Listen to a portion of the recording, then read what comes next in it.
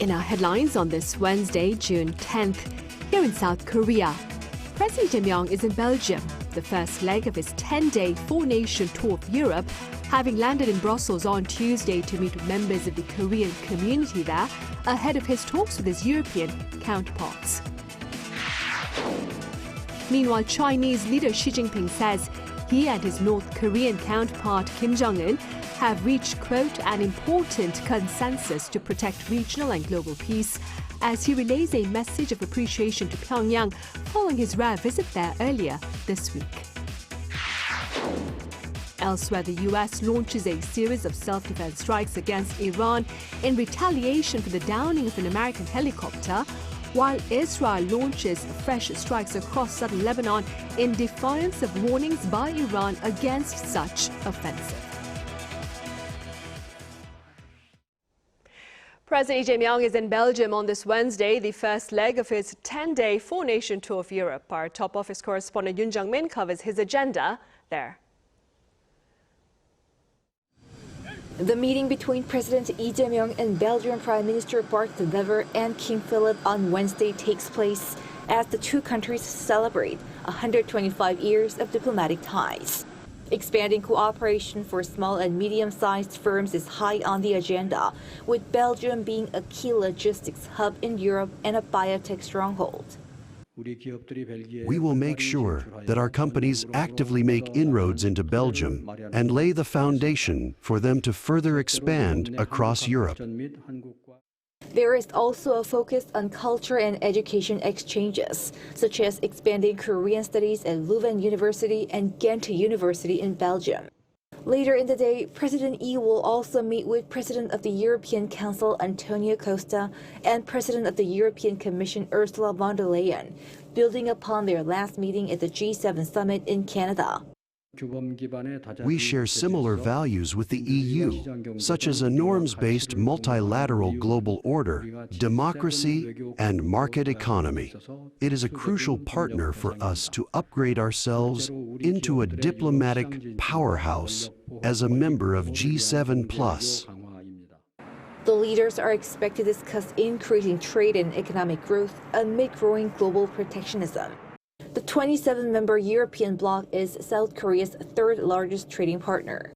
They will also discuss bolstering security cooperation and joint efforts to tackle transnational crimes such as drugs and terrorism. In 2024, the two sides adopted a security and defense partnership. The leaders are also expected to address regional security on the Korean Peninsula and the Middle East and look to cooperate on energy and supply chains. It is President Lee's first trip to the bloc since taking office, signaling his administration's fully fledged diplomacy with Europe amid complicated geopolitics. Yoon Jung-min, Arirang News, Brussels. Staying in Brussels, President Jeong Jeom-sig sat down with members of the Korean community there on Tuesday evening local time and vowed to make a better Korea as the country was recovering from the martial law declaration by the former Yoon Suk-yeol administration in December 2024. He also pledged to make Korea a country that overseas Koreans can be proud of. Beyond borders, the North Korean media, as well as the Chinese leader himself, continue to tout the significance of Monday's summit between the latter and the regime's Kim Jong-un, claiming the start of a new historical journey. Our senior correspondent Oh Soo-young reports.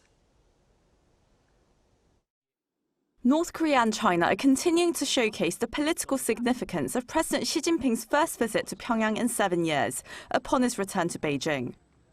On Wednesday, North Korean state media devoted extensive coverage to the visit, with the ruling Workers' Party newspaper Rodong Sinmun filling 4 of its 6 pages with stories and photographs from the final day of Xi's trip.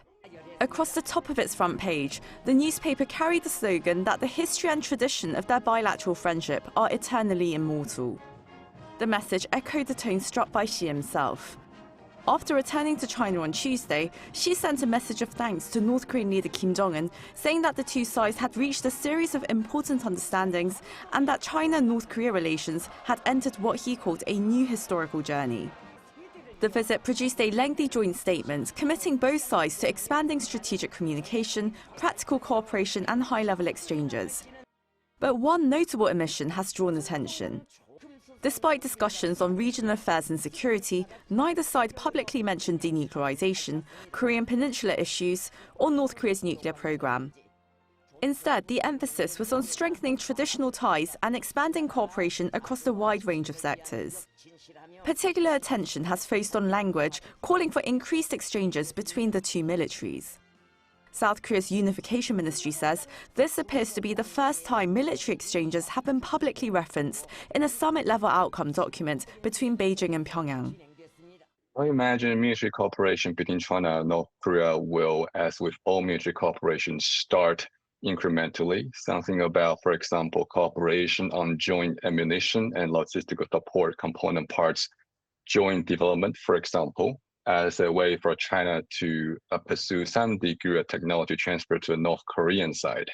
And North Korean side would see that as a gesture of confidence, also an employment opportunity. For Seoul, the visit has been closely watched not only for what was said, but also for what was left unsaid, as China and North Korea moved to deepen strategic ties without publicly addressing denuclearization. Jeong Arirang News. Meanwhile, the U.S. has launched a series of self-defense strikes against Iran in retaliation for the downing of an American helicopter. Our Domoheon has the latest. The United States has carried out military strikes against Iran following the downing of a U.S. Army helicopter near the Strait of Hormuz. Iran has since retaliated, launching attacks on American bases across the Middle East, marking a major escalation in hostilities between the two countries.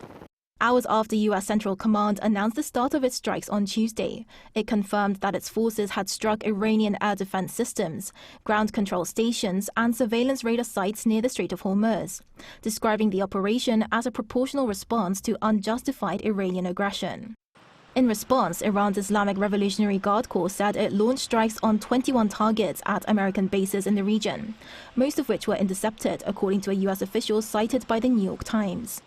Iran's foreign minister took to social media to warn that Tehran would leave no attack or threat unanswered, and that U.S. forces should leave the region.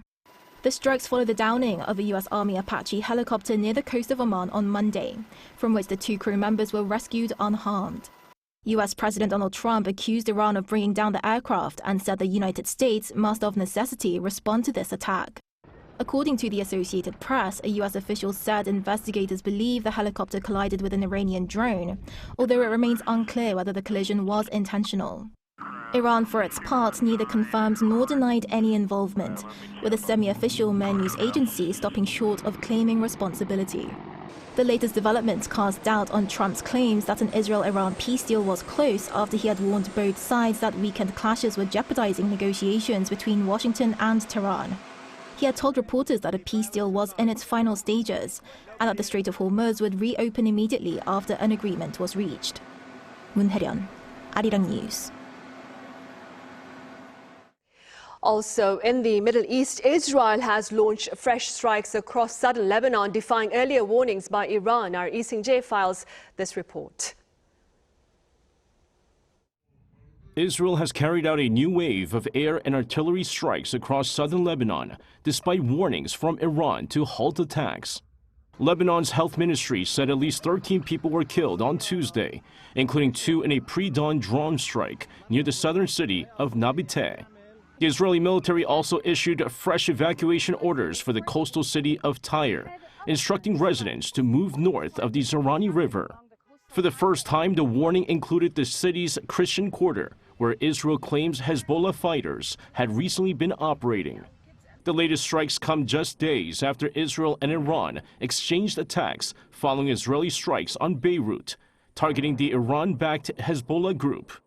Although Israel and Iran paused hostilities on Monday, Tehran warned it could resume attacks if Israeli operations in Lebanon continue. Israel, however, has vowed to press ahead with its campaign against Hezbollah, raising concerns about a broader regional escalation and complicating U.S. President Donald Trump's efforts to broker a wider deal aimed at ending the conflict involving the United States, Israel, and Iran. Lebanon became directly involved in the war in March when Hezbollah launched rockets into Israel, prompting a large-scale Israeli air campaign and ground operations in southern Lebanon. According to Lebanon's health ministry, more than 3,600 people have been killed since the conflict intensified. Israeli authorities say 30 soldiers and 4 civilians have also died in cross-border fighting. The United Nations estimates that nearly 1 million people in Lebanon remain displaced, and about 1.4 million need humanitarian assistance. A U.S.-brokered ceasefire reached in April has failed to stop the violence, with clashes continuing despite the agreement. Lee Seung-jae, Arirang News. In other news now, the government here will seek to better support South Korean businesses looking to partake in infrastructure projects in the Middle East. Our Kim Jun-ong has details. The government has unveiled plans to provide proactive support for Korean businesses seeking to be part of reconstruction projects in the Middle East. Finance Minister Koo Yoon-chul discussed the measures during a meeting with economic ministers on external affairs on Wednesday, while reviewing the economic outcomes of recent summit diplomacy. Officials said strong exports and improving domestic demand have kept the economy on a path of recovery, creating room to pursue new growth opportunities abroad. Our goal is to turn this recovery into lasting momentum by helping Korean companies expand into global markets and secure new sources of growth through stronger economic cooperation. Countries in the Middle East were identified as key economic partners. Koo noted that the region has been central to Korea's overseas construction industry and remains important for energy and supply chain security. He said infrastructure investment in the region is expected to increase as countries turn to economic modernization and diversification in the aftermath of the war. That could open the door for more Korean companies to expand into Middle Eastern markets. Infrastructure investment is expected to rise across the Middle East after the war. With the trust built through diplomacy and the strengths of Korean companies, there is significant potential for win-win cooperation. The government said it will help Korean companies with opportunities in sectors ranging from energy and transportation to urban development and digital infrastructure across the Middle East. Support measures include $6 billion in financing for major infrastructure projects, as well as a new strategic fund dedicated to investment in the region. Officials also pledged stronger diplomatic backing, including high-level government engagement and closer cooperation with regional partners to help Korean firms secure more projects. Wednesday's meeting also assists progress on cooperation projects agreed during recent summits with key partner countries. Officials said they will continue tracking progress in areas such as agriculture, fisheries, and science and technology, while working to resolve challenges that may arise during implementation. Kim Jun-ong, Arirang News. The first South Korean tanker to clear the Strait of Hormuz since the start of the Middle East conflict arrived at the port of Ulsan on this Wednesday. Owned by Korean shipping company HMM, the Universal Winner reached the southeastern port at around 2:30 p.m. The 300,000-ton vessel is transporting roughly 2 million barrels of crude oil. According to HMM, unloading operations began after the tanker was fully docked at 3:50 p.m. Its arrival here comes about 3 weeks after the vessel transited the strait on May 20th with approval from Iranian authorities. It is so far the only one out of 26 South Korean vessels stranded within the waterway to have made it out. A total of 21 crew members are on board, including 9 South Koreans and 12 foreign nationals.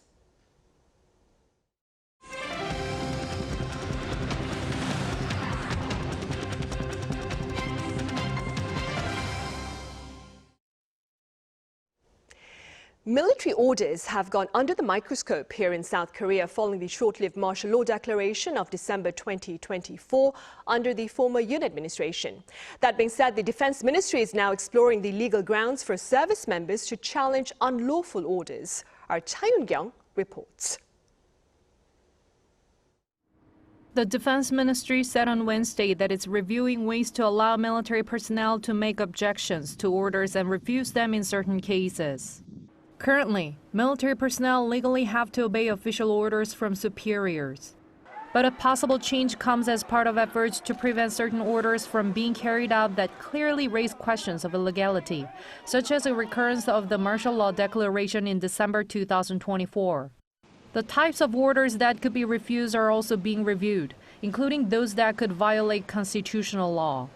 The ministry is planning to set out detailed procedures in the presidential decree. Since the 2024 December 3rd martial law crisis, the ruling Democratic Party and the Defense Ministry have pushed for revisions to establish legal grounds for military members to refuse illegal orders.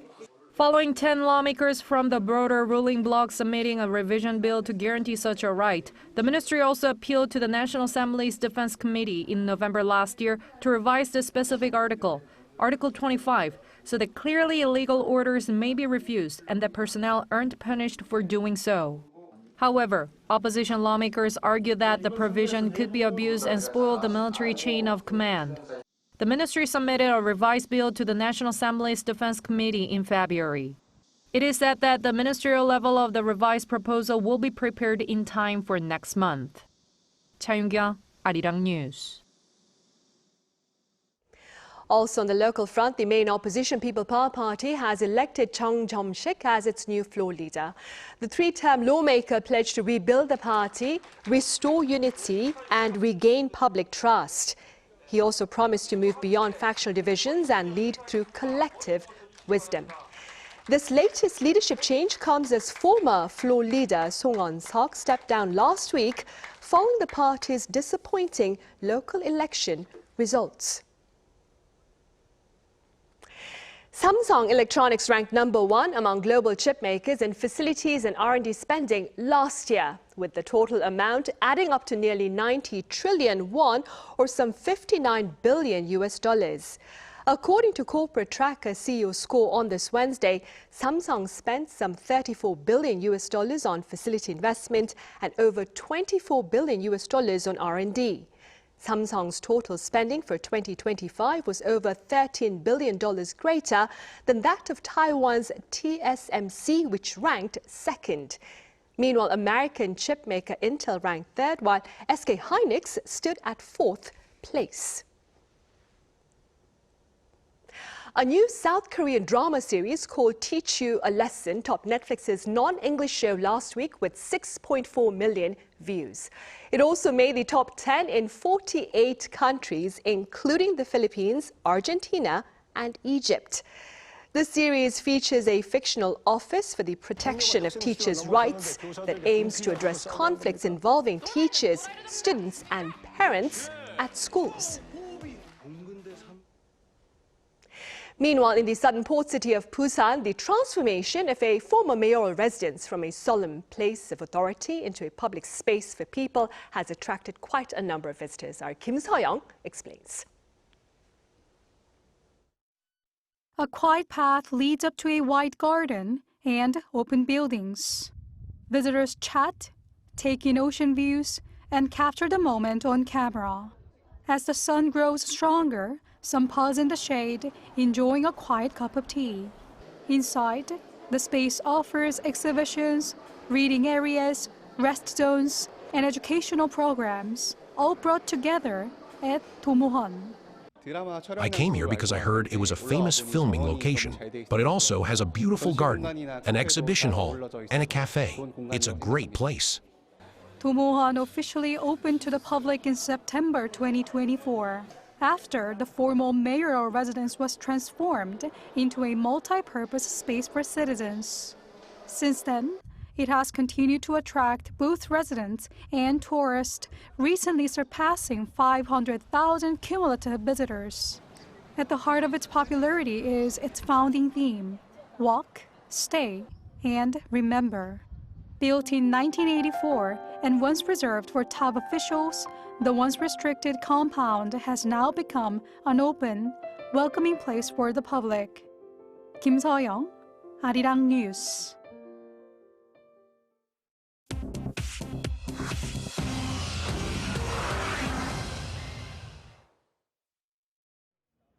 This is The World Now, bringing you everything you need to know from around the globe. In the UK, hundreds of protesters took to the streets of Belfast on Tuesday, setting vehicles on fire following a knife attack the day before. Masked youth set fire to vehicles, including a bus, and broke windows of homes across the city as police deployed armored vehicles. This followed a knife attack on Monday, over which the police have charged a Sudanese man with attempted murder. The victim of the knife attack was seriously injured with slash wounds to his face and back. Members of the public were credited by police with saving his life before officers arrived. The knife attack suspect had been granted leave to remain in the United Kingdom in 2023 after claiming asylum. Northern Ireland's political leaders jointly condemned the horrific attack and the riots and have called for calm. In Kenya, police shot dead a protester on Tuesday as hundreds demonstrated against a U.S.-backed Ebola quarantine facility. Eyewitnesses said the man died from a gunshot wound to the head. 2 people were also killed at the same site last week. A high court judge has twice ordered the government to halt construction at the military base, but U.S. aircraft have continued flying in staff and equipment. The Kenya Human Rights Commission said on Tuesday that hooded police fired live bullets and arrested 19 protesters. The 50-bed facility near Nanyuki is intended for Americans exposed to Ebola who are still asymptomatic. The Democratic Republic of Congo's confirmed Ebola cases rose to 598 on Tuesday, with 115 deaths in one of the largest outbreaks ever recorded.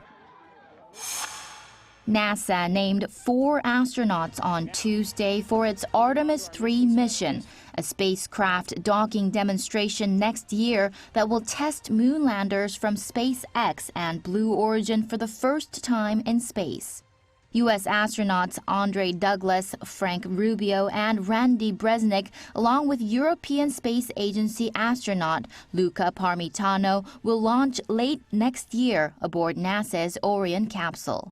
The mission will not approach the moon, but will test docking with SpaceX's Starship and Blue Origin's Blue Moon landers in low Earth orbit before a future crewed lunar landing. In Japan, a bear has been captured after a multi-day hunt that shut all 94 schools in the Japanese city of Utsunomiya and kept residents indoors for days. The black bear, weighing around 100 kilograms, was first seen on Saturday. It was shot with a tranquilizer gun in a residential area and taken away in a cage on Tuesday. But authorities are keeping schools closed on Wednesday over reports of a possible second bear in the area. Bear attacks have reached record levels in Japan, with 238 casualties, including 13 deaths recorded between April 2025 and April 2026. Ju Ji-hyun, Arirang News.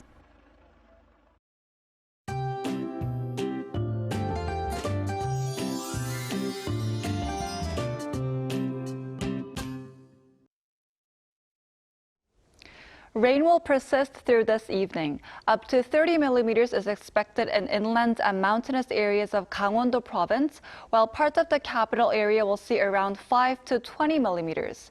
Tomorrow, atmospheric instability will increase, triggering scattered showers across much of the country. Some of these showers could be accompanied by gusty winds and thunderstorms, so please take extra care. As for how much rain, central areas will see around 5 to 30 millimeters, while the southern regions will see around 5 to 20 millimeters of rain. And inland and mountainous areas of Gangwon-do province could see up to 40 millimeters. Tomorrow, Seoul will start the day at 16 degrees Celsius, Chuncheon at 14 degrees, Daegu at 16 degrees. Then by the afternoon, Seoul will get up to 26 degrees, while Daegu and Gyeongju will both top out at 28 degrees. By the weekend, summer-like heat will make a comeback, with daytime highs approaching 30 degrees nationwide. Now here's a look at the weather around the world.